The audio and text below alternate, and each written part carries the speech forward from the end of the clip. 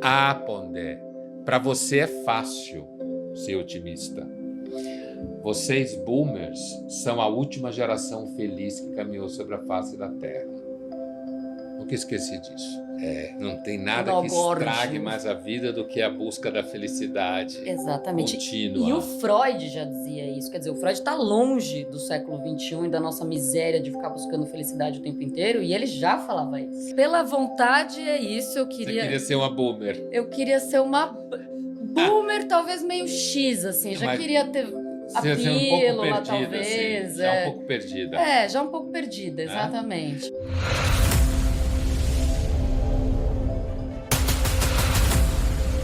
Bem-vindos a mais um episódio do Dirty Job. O nosso tema de hoje é pra que ser adulto? Nós vamos além, como é a missão do Dirty Job, além da narrativa superficial e do blá blá blá, sobre os rótulos geracionais que falam por aí, para tentar responder a pergunta que não quer calar. Ainda vale a pena crescer nos dias de hoje? Pondé, tudo bem com você?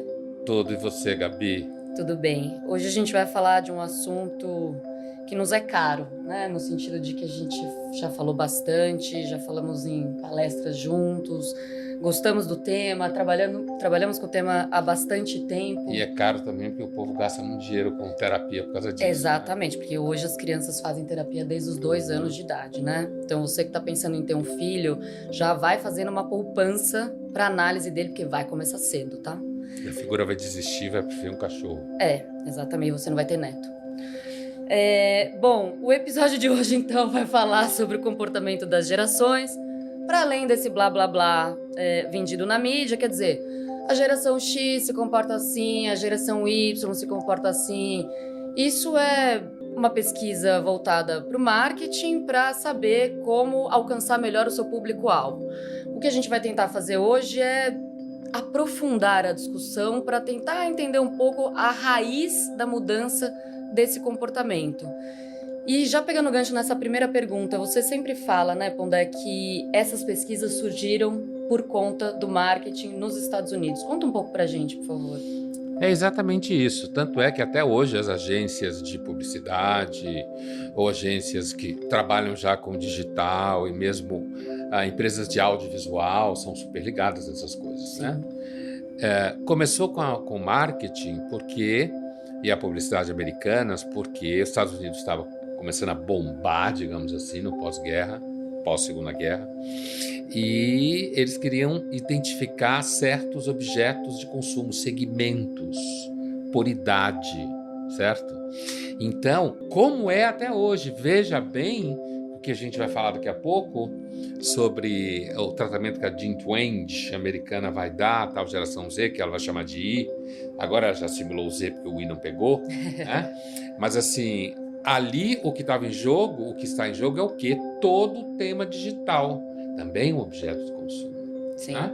Mesmo os boomers, a primeira geração descrita pela publicidade, depois inventaram Silent Generation, antes do boomer. Silent porque simplesmente foi calada por 2 guerras. E tinha ou matava ou morria, não podia ficar punhetando em cima de um monte de problemas pessoais.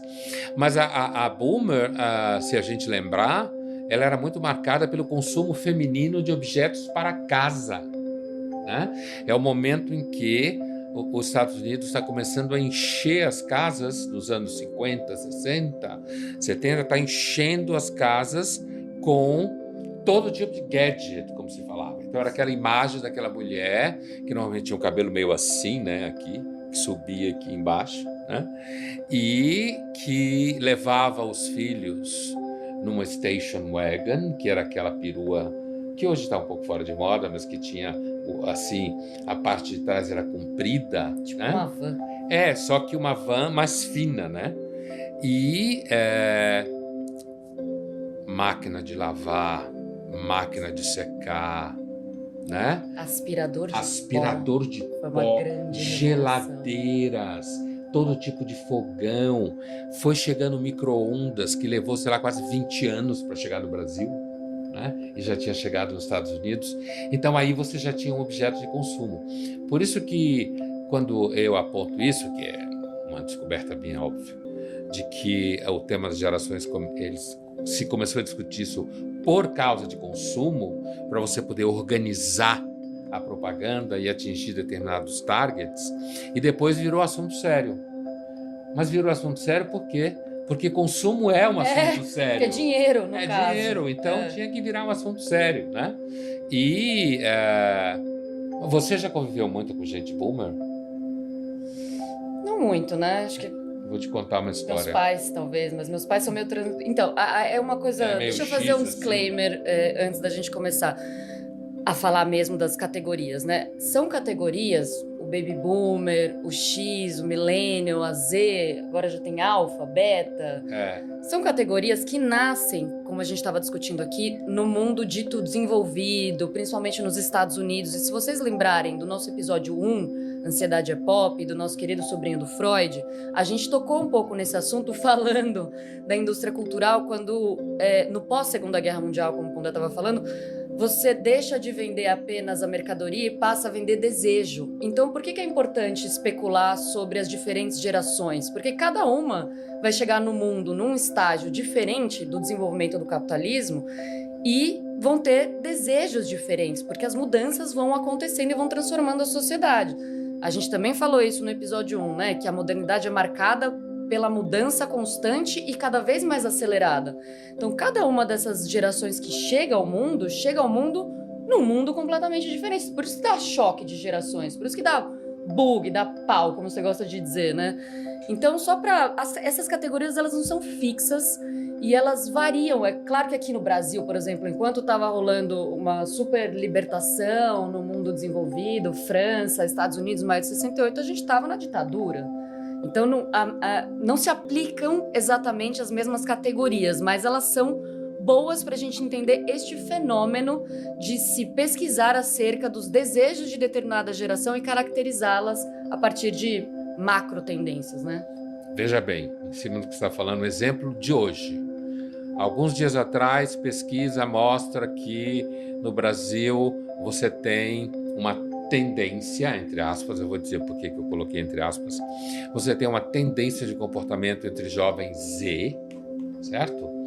Que é começarem a consumir produtos sustentáveis, passando o consumo dos jovens europeus, tá? Então, você vê uma matéria dessa, você imagina, não, porque os jovens brasileiros Z estão preocupados com o meio ambiente, então há uma tendência de consumir produtos sustentáveis. Então, sei lá, povo comprando bucha de bambu, sabe? Escova de dente de também. De bambu também e tal. Só que quando você vai ver, isso no Brasil, isso é um nicho de mercado de luxo. Sim, porque é caro. É disso que você está falando, quer dizer, você tem países em que esses processos eles têm um alcance muito maior. Em países como o Brasil, como sempre, tem uma elitezinha inteligentinha, bonitinha e boazinha e limpinha que começa a consumir isso, é a bolha falando para a própria bolha, entende? Mas eu quero voltar à pergunta que eu te fiz. Se você já conheceu alguém boomer, já conviveu com alguém boomer? Convivi com a minha avó até os 94 e ela era de 1927. Ela não é silent? Ela é silent. Silent, é. Ela é silent. Imagina silent. Né? Mas assim, eu te perguntei isso porque uma vez estava conversando com um sujeito numa reunião de trabalho, alguns anos antes da pandemia, e ele X passou pela década de 70. Eu acho que essa geração X assim meio um X. É que nem X maionese, sabe? Eu acho uma coisa meio X. E ele fez o seguinte comentário para mim, porque eu nasci em 59, então eu sou mais ou menos oficialmente a última safra de boomer, né? 60, sim, já seria X. Essa coisa que a fronteira é porosa. É isso que eu dizia para vocês, né? Não tem um marco definitivo para isso, até porque cada país teve um tipo de desenvolvimento e isso está muito ligado ao estágio de desenvolvimento do capital no país, né? Consumo, do marketing, né? Exatamente. E aí ele fez o seguinte comentário. Eu não lembro o que eu estava falando em algum momento e ele achou que o que eu estava falando tinha sido muito otimista. Eu nunca esqueci porque eu raramente escuto. Né? Por isso que eu nunca esqueci esse comentário. E aí ele virou para mim e falou o seguinte, exatamente.